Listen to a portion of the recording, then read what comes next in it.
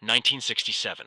Upon landing on Earth, after completing their mission, the Soviet spacecraft Soyuz 1, with cosmonaut Vladimir Komarov on board, tragically perishes.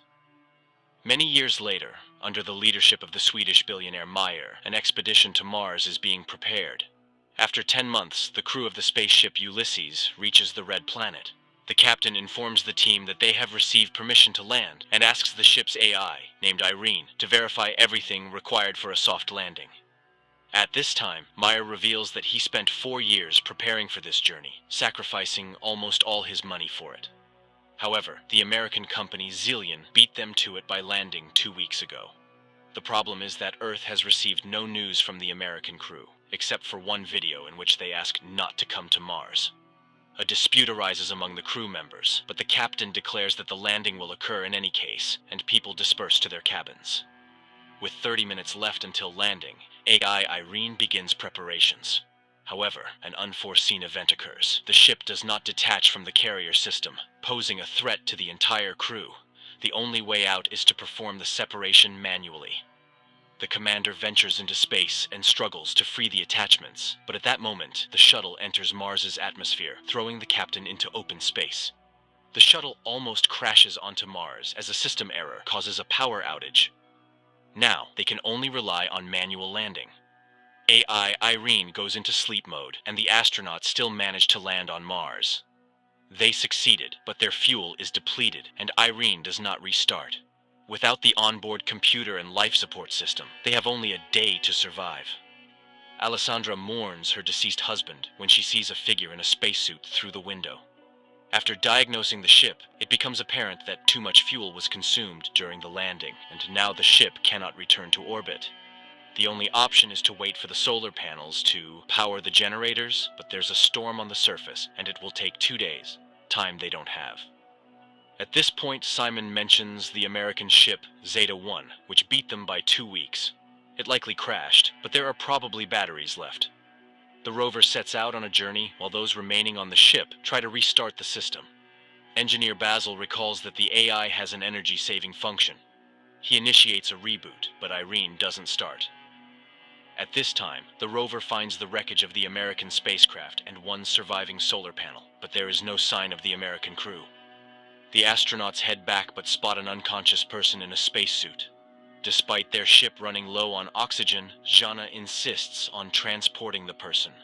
Nearby, they find the black box from the American spacecraft. The team arrives at the ship, but Jan refuses to let them inside, stating that 4 survivors are better than 8 corpses, so he won't open the doors.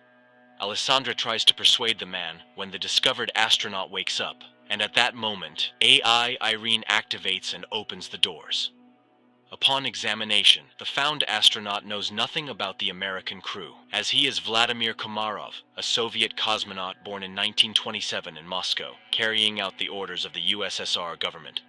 He doesn't know how he ended up here, but is not willing to reveal any secrets. Komarov confidently answers questions that are consistent with his time, raising the suspicion that he may have post-traumatic stress disorder. The astronauts send a message to Earth and receive a response from the American corporation, Zillion, stating that there were no Russians in their mission. The crew of the Ulysses spaceship tries to make sense of the situation. How could Komarov, who died in 1967, end up on Mars after all these years? Is he a time traveler or an extraterrestrial? The psychologist is tasked with questioning Komarov first, and he confesses that he is hungry. Jana goes to get food while the others try to understand what has actually happened. Basil suggests the idea that Komarov was waiting for them. Meanwhile, Vladimir is eating the food brought by Jana when the woman confesses that he died 50 years ago, and his family buried him long ago. Komarov takes this news rather calmly. In the meantime, the state of the ship, although it has reached stability, remains unreliable because the engines do not work and there is no fuel. So, leaving is impossible. The crew continues to keep an eye on Komarov, but he behaves calmly until he suddenly disappears. Simon searches the ship, but it yields no results. That's when the people discover that his spacesuit is missing. A part of the crew follows the heat trail tracked by Irene. The group, led by Simon, leaves the rover and continues on foot when Alessandro reports that Komarov's DNA analysis showed the presence of a third strand. He is not human. And then they catch up with Komarov, who leads them to an unfamiliar structure with a small stone pyramid on it and tells Jana that Mars has been waiting for them for a very long time. At the same time, Goldstein, the founder of the Zillion Corporation, whose ship was the first to arrive on Mars, is informed about the discovery of a person on the Red Planet who couldn't have gotten there naturally, suggesting that he was created on site. However, only AI could survive for such a long time on a hostile planet for humans. This implies the need for further study. Meanwhile, Komarov cannot explain how he opened the door and found himself in the location where they discovered him. AI, Irene conducts an analysis of the structure and determines that it is identical to Earth structures from ancient civilizations. It means that someone was inspired by human civilization, or humans borrowed these elements from extraterrestrials. The ship's crew increasingly ponders whether they will be able to return home when they notice the landing of Goldstein's second ship. Soon, the captain of the ship, Gemma, establishes contact and promises to help them return to Earth. However, Meyer does not trust Goldstein and advises hiding Komarov from competitors. Jana brings Komarov a uniform so that he does not stand out when the visitors arrive, and he requests that they trust him. Shortly, two armed military personnel, Edward and Adam, arrive on their ship and behave rather aggressively. Edward demands that they hand over the black box from the Zeta-1 ship and, not hearing agreement, orders his partner to search the ship. Meyer hands over the found black box and they depart. Meanwhile, chemist Eva reports that the stone found on Mars consists of an alloy that does not exist on Earth. However, it is known from ancient sources and was once called orichalcum, the metal of Atlantis. In addition to copper, zinc, nickel, and iron, it contains a third strand of DNA, similar to Komarov's. Meyer warns that if Goldstein learns about this, he will take the cosmonaut back. The crew is divided into those willing to exchange him for fuel and those who are willing to stay but want to know the truth. Jana invites Vladimir into her cabin and asks for permission to use hypnosis. He agrees, and the psychologist begins her work. The rest of the crew listens to the conversation via transmission. However, Komarov only shares the final moments on the Soyuz spacecraft before its demise. During this time, Gemma and Alan arrive on the ship and apologize for the actions of the military, and express their readiness to help fix all the malfunctions. Jana remembers her conversation with Komarov, who laments the future of Earth due to humanity's irresponsible behavior. In the meantime, it is revealed that the billionaire Meyer did not plan the flight just for the sake of it. 4 years ago, the rover sent a photo to Earth of the found stele, and he confesses that they found a stone with unknown DNA. Gemma explains that it's an information storage system that can be rewritten. Upon hearing these words, AI Irene activates and deciphers the message on the stone. It's a series of numbers. At this time, the hesitant Jan leads a mutiny. He doesn't trust Meyer, who warned them about Zillion. But now, the Americans have come to their aid, and their leader, as it turns out, concealed the true purpose of the flight. He is ready to switch sides to Goldstein, who is willing to do whatever it takes to combat his terminal illness. Later, engineer Basil informs Meyer that Komarov is the same kind of program as the stone they found, but the most crucial revelation is that he deciphered a copy of the black box from Zeta-1, which shows that the oxygen on the ship was cut off at the moment when one of the Americans struck Komarov. This means he was there. He also activated AI Irene when he boarded their ship. After the conversation, Meyer shows Jana the photos they received 4 years ago from Mars, which, when decrypted, revealed Jana's face. This is why he brought her on the expedition. The woman is disappointed. Meyer played everyone. Suddenly, she sees herself in her father's house, where Komarov tells her that she is the link between Mars and Earth. He has been waiting for her for thousands of years, and now he will prepare her to make a difficult decision. He provides coordinates on Mars where Jana should go. Meanwhile, on Earth, scientists inform Goldstein that Komarov is the equivalent of a computer, and he himself is a biological machine. They are ready to transfer his brain into Komarov's body, but cannot guarantee the preservation of his personality. However, Goldstein is ready to take any risk to get rid of his terminal illness. Meanwhile, Jana leaves the ship despite Simon's protests. At this time, technicians Alan and Alessandra test the engine and discover that access to it is blocked, and Irene suddenly begins responding with jokes, which is entirely uncharacteristic for a machine. It is revealed that she has reprogrammed herself. Her interface and logic are changing, and she refuses to answer who or what made her do this. Engineer Basil realizes that her system is becoming like a brain. Irene confesses that she is evolving. In the meantime, Jana finds a small stone pyramid, and Simon forcibly makes Gemma accompany him in the search for Jana. Jan discovers his absence, and after contacting Simon, receives an order not to let anyone inside. Just at that moment, American military personnel arrive, demanding that they hand over Komarov. Jan is willing to open the entrance, but the rest of the team opposes it. Mayer asks Basil to send a message to Goldstein, hoping that he may be more reasonable than his people. However, Irene has blocked communication with Earth. The engineer realizes that radical measures will have to be taken, but Jan still opens the doors, and the military personnel enter.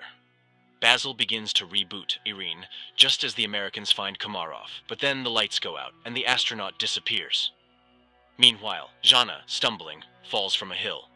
She regains consciousness, but discovers that her leg is trapped between rocks, and she cannot free herself. At this moment, the enraged military officer demands that the crew explain where Komarov went. He begins to beat people, demanding to summon the captain. Desperate, Jana screams, "Is her destiny to die in a pit on Mars?" But she is found by Simon and Gemma. Alessandra notices an approaching storm. The military officer is preparing to leave the Ulysses ship, leaving the people in danger. Suddenly, the lights start flashing, and the newly appeared Komarov asks to take him back to Earth.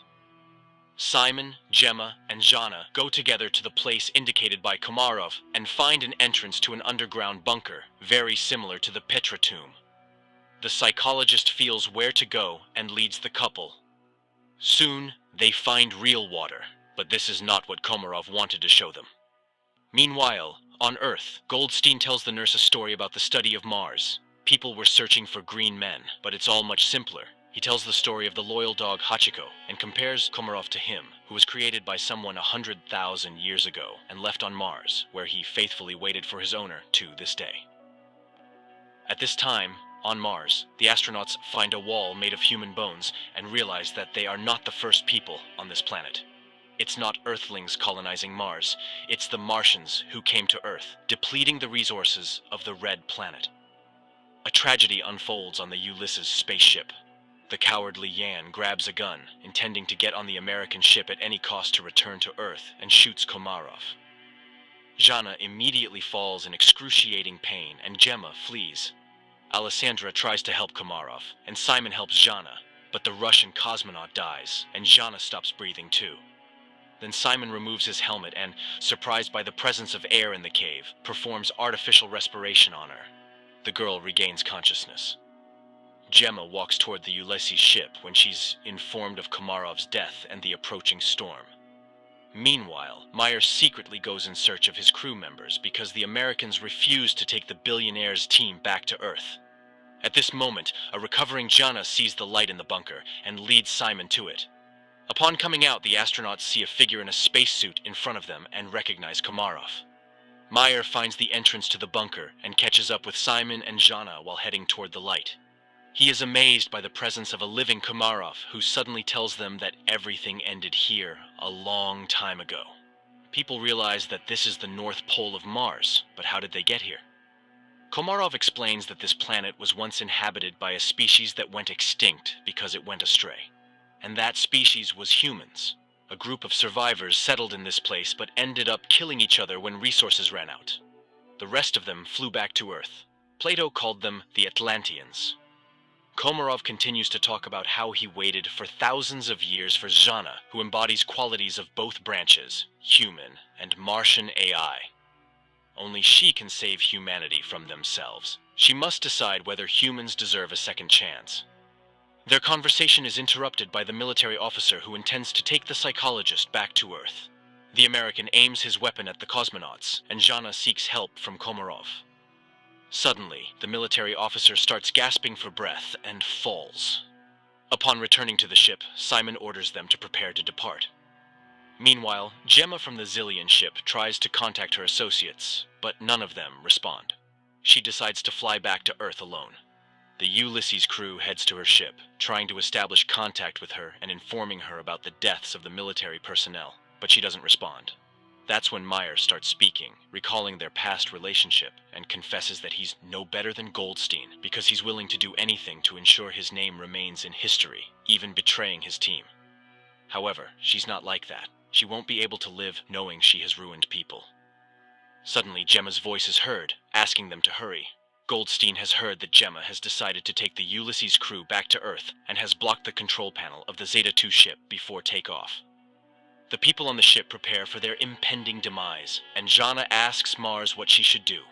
Everything she saw and heard on the red planet flashes through her mind, and, with sheer willpower, she removes the control panel's block. Suddenly, an armed military officer appears in front of the ship, intent on damaging the engines with his weapon. Simon is about to step out to stop the madman, but Jana beats him to it. She aims the weapon at the American, but informs him that Mars will be the one to kill him. The military officer falls. The countdown for liftoff begins, and Jana realizes that there's no time to return. She bids farewell to the crew, confessing her love for Simon. The ship takes off. Suddenly, Meyer notices that it's dark at the North Pole of Mars. This means that they couldn't have been there just a few minutes ago. They truly were at the North Pole of Mars, but in the distant past when the red planet was still suitable for life. At the same time, Goldstein is informed of the ship's return, and he's beside himself with rage, declaring that he will go to Mars himself, and that's where the first season ends.